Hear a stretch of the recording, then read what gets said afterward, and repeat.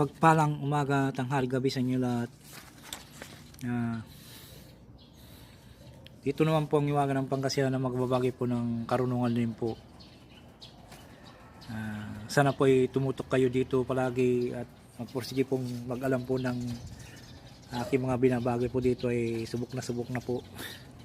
Kaya sana po ay tumutok lamang po kayo dito, iwagan ng Pangasinan, para matulungan nyo rin po ako at matulungan ko rin po kayo sa mga aking babagi po na orasyon po.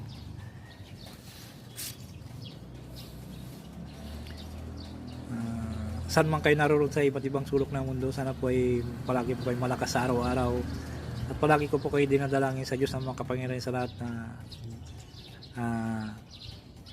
gabayan kayo sa pang araw-araw niyo at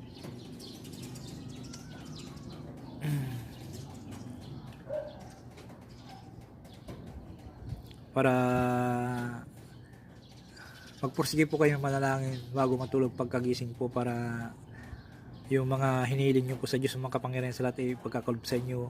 Hindi lamang po agad-agad ipagkakalob sa inyo, basta taos puso po nyo manalangin sa Diyos makapangyarihan sa lahat at di po kayo marunong pong mag-away-away, kundi tinulong lamang po sa mga taong hinihiga po sa hirap ng buhay.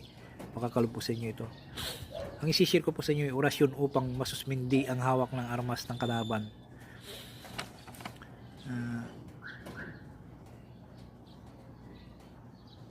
Gamitin lamang ito kapag ikaw ay may kalaban na may masamang gagawin sa iyo.